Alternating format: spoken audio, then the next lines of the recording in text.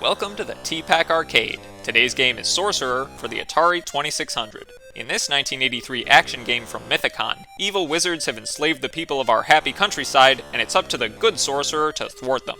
I thought wizard and sorcerer were synonymous, but according to this game, they designate whether or not you're evil. Just like soda versus pop, but I won't tell you which is which.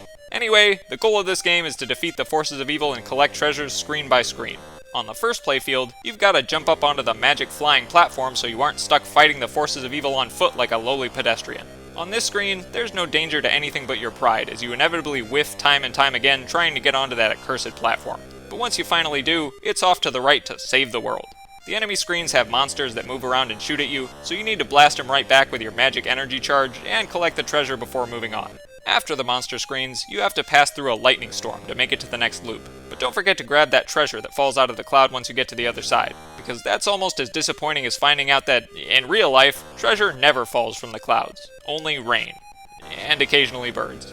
So for every 1,000 points you rack up, a new enemy screen gets added to the loop, up to a total of 5.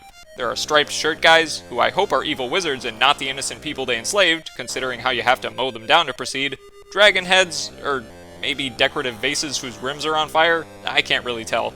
Demon lizards, or maybe half-melted sentient versions of those patriotic red, white, and blue popsicles? I really can't tell. Bats, or maybe angry dancing sine waves? Again, I can't really tell. And Cyclops heads, which I'm actually pretty confident are Cyclops heads. Initially, these forces of evil come in threes, but a single blast destroys them all, which actually makes things harder once you pass 4,000 points and they start to attack individually, and more erratically. The 4,000 point barrier also introduces triple lightning strikes in the storm section, plus this one weird screen that seems to have an invisible enemy in it, but you can just walk to the other side and it never shows up again. So either it doesn't really matter, or I'm hallucinating. Or both. Wouldn't be the first time. As far as aesthetics go, Sorcerer is a mixed bag. The graphics are super simple, and I may not be able to tell exactly what half of them are, but I still love the visuals here anyway. I especially like the different kinds of treasure, which are discernible. Chests, chalices, amulets, and gold bars. Unless I'm hallucinating again, wouldn't be the first time. The music in Sorcerer is pretty cool, because it has two parts. A melody that constantly plays, and a bass line that gets added in whenever you're in imminent danger, aka whenever you're fighting a monster. The problem with the sound design is there are no audio effects, no explosions or magic blast noises or anything. It's a little disappointing.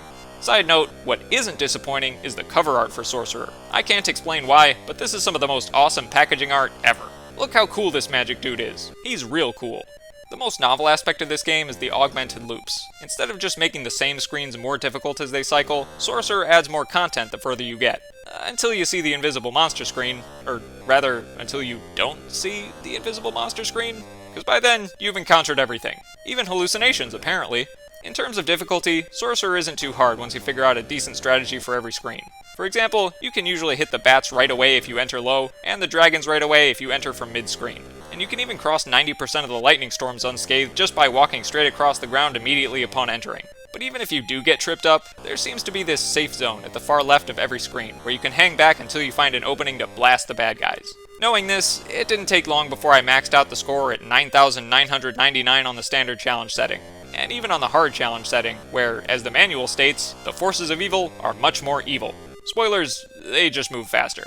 Sorcerer also has a practice mode that gives you unlimited lives instead of just 4, and introduces all the enemies right away. But there's no scoring here, so it feels a little aimless. How am I supposed to find motivation in anything without arbitrary numbers to tell me if I'm doing good?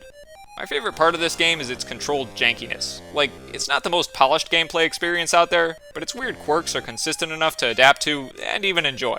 If only it had some sound effects, then it would be perfect.